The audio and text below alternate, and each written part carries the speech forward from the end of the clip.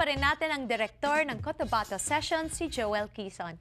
So Joel, alam ko lumaki ka sa Pilipinas until you were 8. Pero marunong ka pa rin mag-Tagalog, di ba? Konti lang.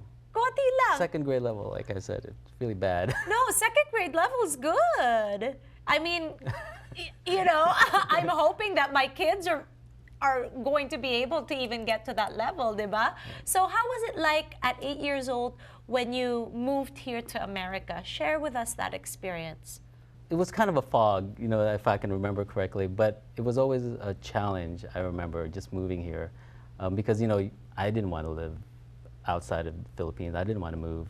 But no one really told us, hey, we're moving, we're going to live in the U.S. It's just like, pack it up, let's go. And the next thing I knew it, I was on the back of a Honda Civic driving to my aunt's house out of LAX.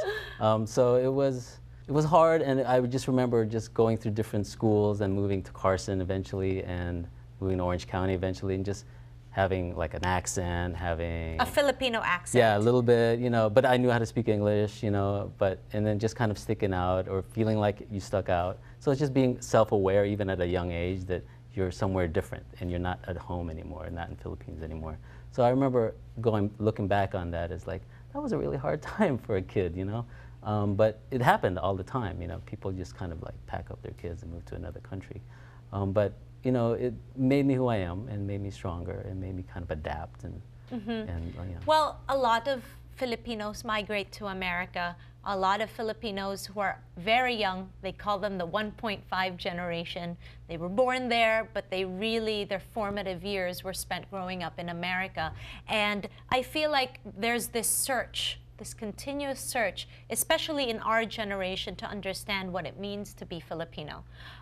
However, as the generations are getting younger, that is fading away. What can we do in our generation to be able to share that with the younger generation about who they are and what the Filipino culture means?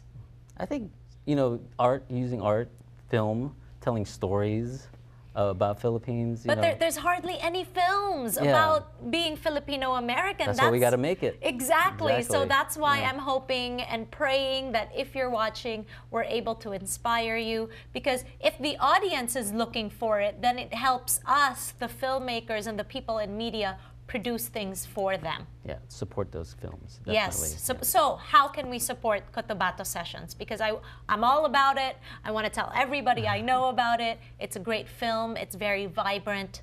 How can people find out more about this? They can go online, go to susiebarra.com and songofthebirdking.com and find out more information on that. They can get the soundtrack or the album on iTunes. Oh, really? Yeah, it's there. And Amazon, you can get that. And beautiful So what is music. the title of the soundtrack? The Cotabato Sessions. You can Cotabato Sessions is on iTunes, so you can hear the music as they were playing it there. Yep. Wow. And then we're hopefully getting some more. We screened at the LA Asian Pacific Film Festival here in May, and we just screened in July, in New York at the Asian International Film Festival. Wonderful. And we're hopefully trying to get into more festivals. We have some out there, so we're waiting to hear back from them. And eventually, it'll be available for download. Wonderful. Please let us know when you guys are doing another screening so we can invite all the viewers to come watch Cotabato Sessions. You can also, like Joel said, listen to the music. It's on iTunes. Other than Cotabato Sessions, what are you busy with as a director?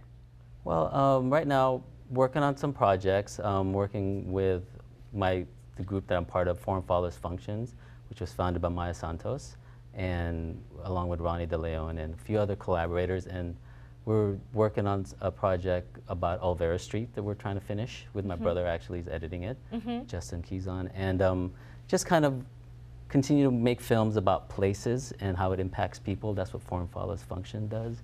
So we've got other possible projects coming up about LA, about pockets of LA and the people that inhabit those areas and stuff. So documentaries and things, and hopefully maybe make a narrative someday. Great. Yeah. Well, I'm hoping we can work together again because it's been way too long. Yes. It's been over, what, not naman 2 decades? Almost. Almost 2 decades. Yeah. Almost 2 decades. Well, I'm so glad that you came on Kababayan today to share your experience about the Cotabato sessions. And I'm hoping that we'll be able to encourage other people that are watching to record their history and share their stories, because there's such a lack of it, I think, especially archiving our history in media. Also researching that, there's hardly anything. How can we go about doing that and really collating our stories? Well, I mean, I guess it's talking to the elders, you know, not just studying it, but also just word of mouth and just talking to your family members. Yeah, so you don't have to go back to Cotabato or to the Yeah. Philippines to do that. I suggest you talk to your lolas and your lolos, aunties, aunts, you know, everybody that has experience to share with you, because our history obviously is orally passed down from generation to generation, and it's sad because we aren't archiving as many stories and experiences that we should. So please talk to the elders, like you said, Joel, right? And at the same time, why would you suggest that people do come back to the Philippines? Well, I think it's just connecting yourself, reconnecting if you have to, and just, you know, contextualizing yourself within where you came from. I Yeah, think to is important. understand who you are. Yeah. All right, when we return here on Kababayan Today, kausap pa rin natin si Joel Quizon. Don't go away, we'll be right back.